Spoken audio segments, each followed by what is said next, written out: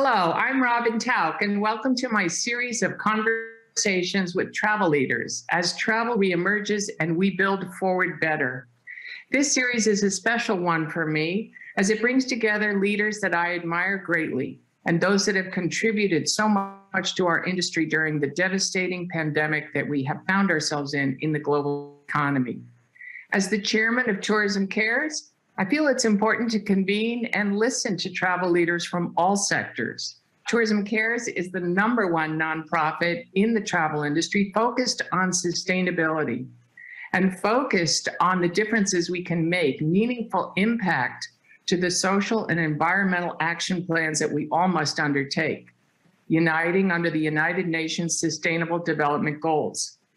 The world needs travel and tourism needs the world to reunite and rebuild together as communities and to focus on the people and places that are so important to this industry, the families, communities, and the local businesses that we will depend on now and in different ways into the future and for generations to come. So this series is a quest to discuss what it takes to build forward better.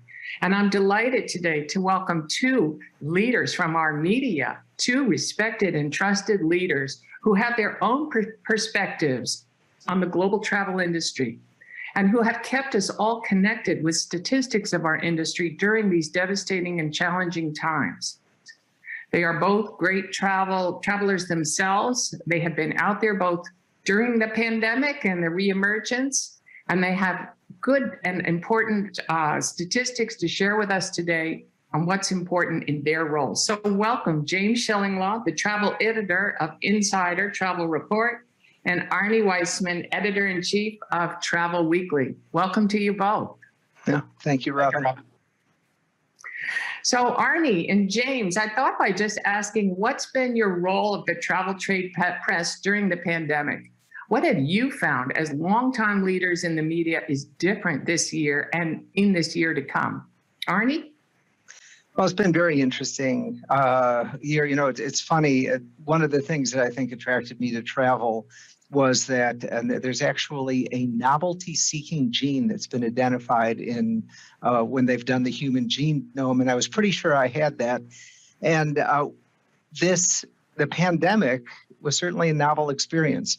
And while it wasn't the type of experience any of us would have chosen, it was in its own way fascinating. You know, with layers and layers of sadness and disruption, but also layers and layers of resilience and innovation. And you know, what the travel industry has gone through in this last year has been amazing. In many ways, it has tested us all to the extreme. And so in terms of the media, we have looked for those stories. We have balanced realism with inspiration to the extent that we possibly can, because it's very important that for the industry to recover, that it be informed, that everybody is up to speed and understands where we are at any given moment, even though that moment is so fluid. You know, we've had so many things change. And now that we're in the recovery, I think James will probably confirm, this is the busiest my staff has ever been. I mean, they are just working night and day. It's trying very hard to get the information to our audience and the industry at large. And it has been a real challenge. We were challenged throughout this as much as other aspects of the industry were. But I think media has played a very, very important role.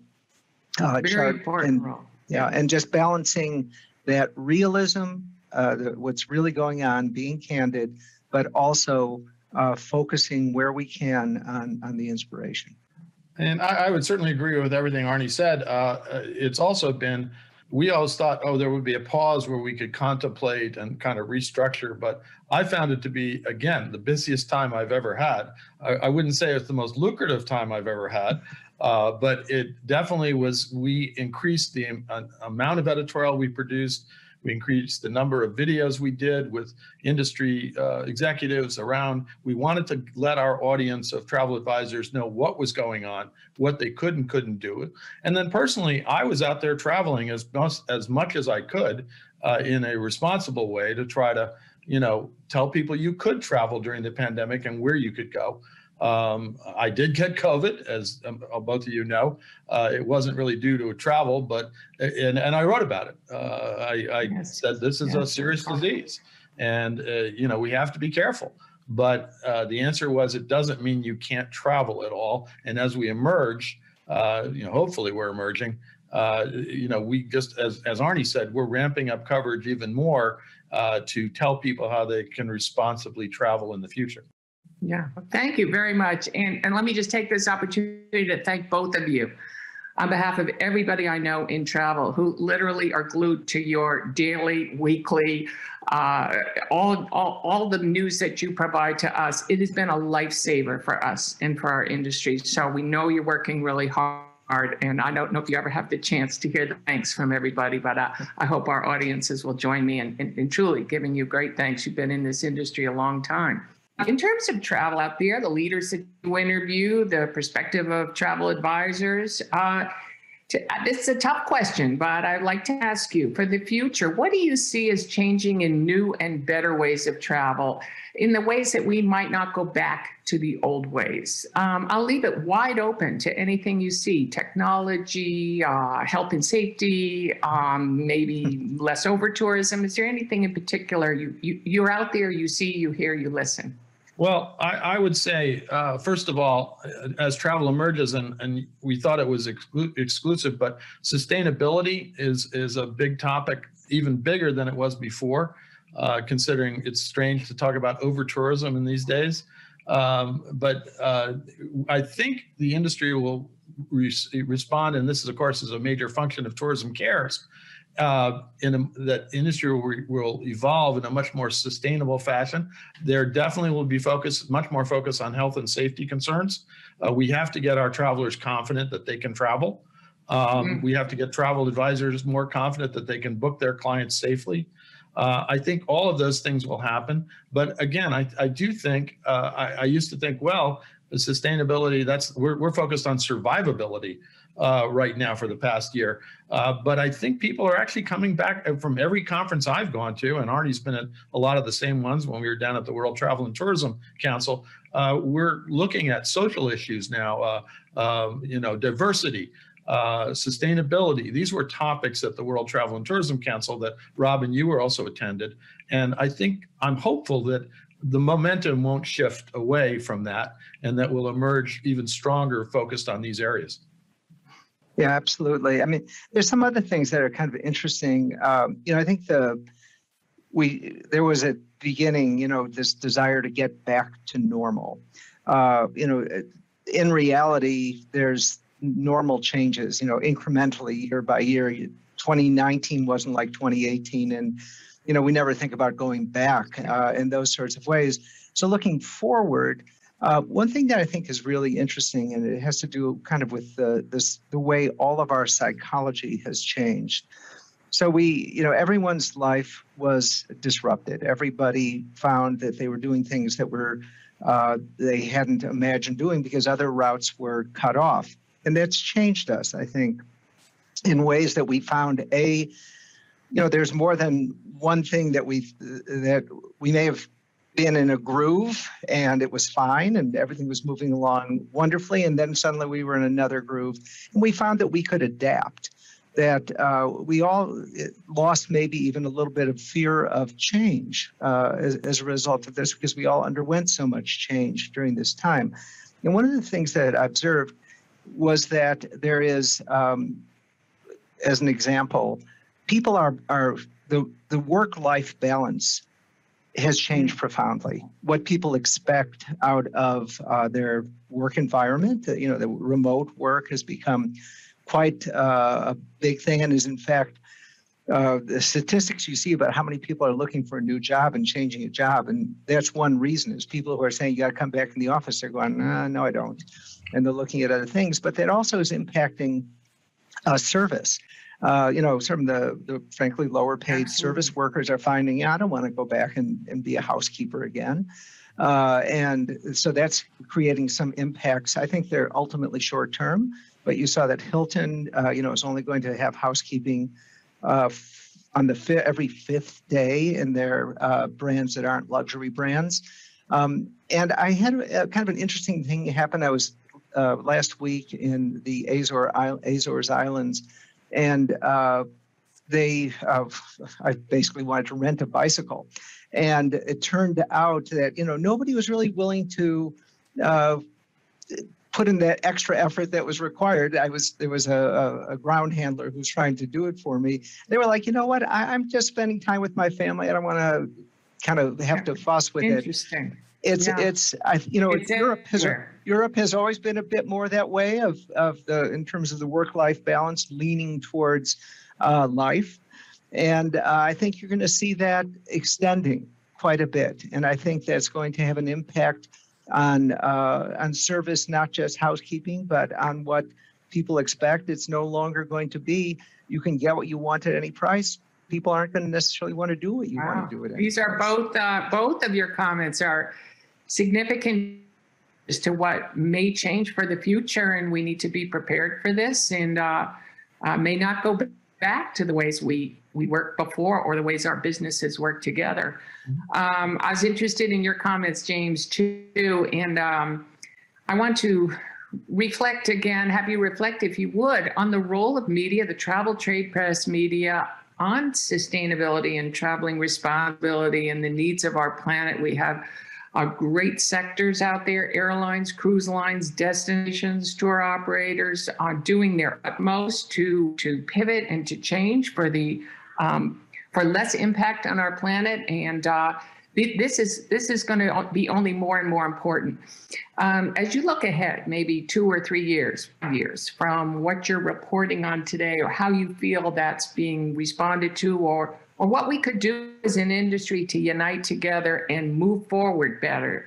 Any perspective on what that would look like or how that will change from a media perspective? I think we've been reporting certainly on different companies with their sustainability efforts, and I think to use those as examples and sort of get the whole process rolling, almost everyone in the industry today feels they need to focus on sustainability at this point. They do it in different ways. They have different programs with different degrees of effectiveness. But I think the ball is really going to sustainability. I can cite many different cases of companies that are almost really focused on sustainability, whether it's a tour operator or an all-inclusive resort or a cruise line. I think I would venture to say that some of the biggest travel companies now are some of the most sustainable in the world. And do they have to do more? Absolutely. And I know Arnie has probably seen this as well. Yeah, it's interesting because the first the tip of the spear in sustainability tended to be small scale. The company in the Eco Lodge that was really from A to Z, doing everything it could to be carbon neutral, to be good to the community around it, and I think that what you're seeing now happening on a grander scale with cruise lines, with hotel companies is, I will be honest that in many cases, I think it should have started sooner. But in other cases, it actually has been on for quite a long time. And what I think has delayed things a bit is that it hasn't been driven by consumer demand. That, if somebody can book a similar tour for $10 cheaper and one is sustainable and the other isn't, it didn't really matter. I think there's now a greater awareness on the consumer side that drives it. And I think also there's development and innovation that reduces cost for companies when they act sustainably. So all these things are coming together in a way that's very, very positive. There are still significant concerns when you see the degree of climate change that has already occurred, and what the challenge is, how steep the curve is to get for those last, this decade is going to tell the story. And we sit, as Arnie, as we sit here and we're covered in haze from the fires in the Pacific Northwest here in New York City. which is, it's crazy. We're hearing stories of the floods in Germany. It seems like the world is ending once again, and so we have to look at that. But I would think the other definition of sustainability that the tourism industry has really recognized is it has to be sustainable in terms of the communities that we visit, that we serve, that are making money, that depend on travel and tourism. And so, a lot of companies have developed programs to really not only give back to the communities, but really include that community support within the products they sell. And absolutely, so absolutely, and green. It's yes. about the whole ecosystem of the communities, the environment, climate change. It has to all be one. And that's the challenge. And I do think that is a great perspective. And I've seen that and a lot in my 40 plus years out there. I actually have seen a tremendous change of involving local communities and the ways we work together that is completely different than what it was 10 years ago. So I didn't know what to expect. I didn't give you any of these questions in advance. So I really appreciate your off the cuff perspectives. It's really, really important how you serve our industry. You're both tremendous leaders. I have one more question on a personal level, and then maybe you could tell me where you're traveling next. I'm heading off to the Galapagos myself, where I first traveled in 1979 when there were no cruise ships or tour boats at that time, just dive boats. So I'm really curious to see the changes that have been there. It's a very important region, as you know, a very sensitive region. So my last question, then we'll wrap it, is personally, from your personal perspective, James and Arnie, what have you learned about your personal responsibility as you travel and travel with your families? Have you changed at all? And what's your perspective on a personal level? Arnie, you want to start? Sure. I mean, it's interesting because I think there's the focus, where you are in life, as well as what's going on around you, kind of always tend to direct where you go and what you're doing. And my kids are just finally all off to college. But still, congratulations, by the way. Thank you. But still, there's that desire, to get to that. Travel is the time when you all get back together, and it becomes even more meaningful. And where you go is very important. And kind of to touch back on what James had said about the importance of involving the communities in what you're doing. The recent launching of Virgin Galactic and Jeff Bezos, Blue Horizon, one impact that occurs from absolutely everyone who's ever been to space is something that's called the overview effect. When you're up in in space, you look down and you see continents without lines delineating countries, and you begin to see how really thin the atmosphere is and how important it is to protect the planet. How important it is. This is the one planet we have. This is and from up there, the differences seem very small and petty. And why are we bothering to do that? Why does this upset us? And so I'm hoping in a weird way that that the space travel and the discussion around it actually ties into the recognition that we're all sharing this planet and that we're together in this.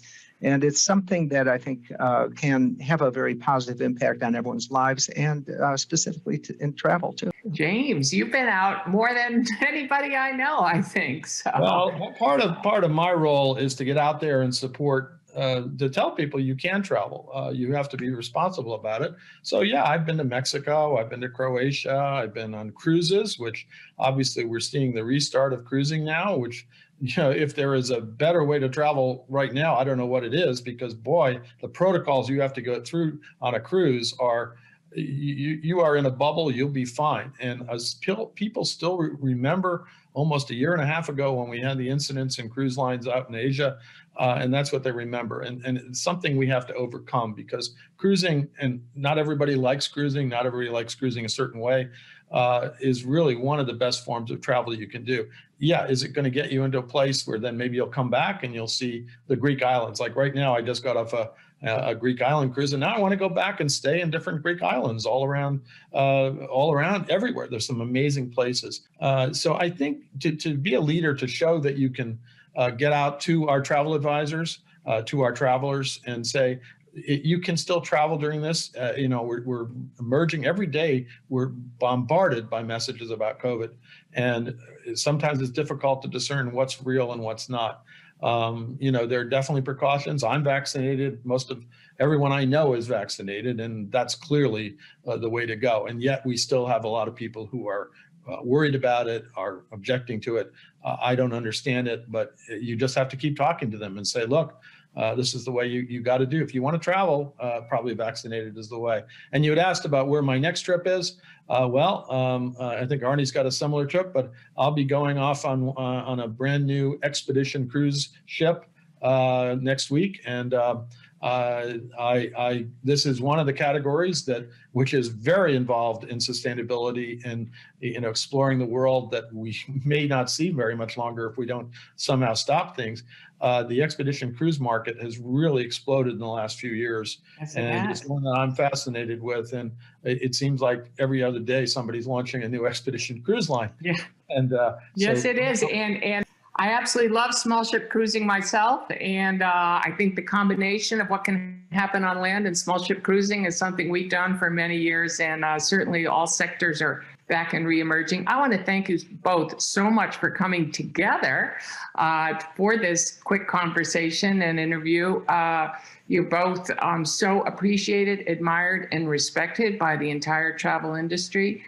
And your work that you do is among the most important that we all depend on right now. So we have to close the conversation. I want to thank you very much for your perspectives. I wish you safe and happy travels out there. And along with everybody else on this interview, we will be actively reading your columns, your perspectives, and thank you, and keep up the good work. Thank you, Robin. Thank you. And Robin, thank you also for all the work I've watched. As you mentioned, I'm on the board of Tourism Cares for 8 years, and you're the chairman this year. And throughout, you've been active, you've been committee chairs, you've been really moving the organization forward. So thank you for that. Thank you. Thank you. I appreciate that. I'll echo that as well. I've watched you before Tourism Cares. You were, the World Monuments Fund, a lot of different things that are so important to travel and tourism going forward. Thank you both. Thank you both for being with us today, and safe travels in the months ahead. We'll see you at the conferences. Bye-bye. Bye-bye.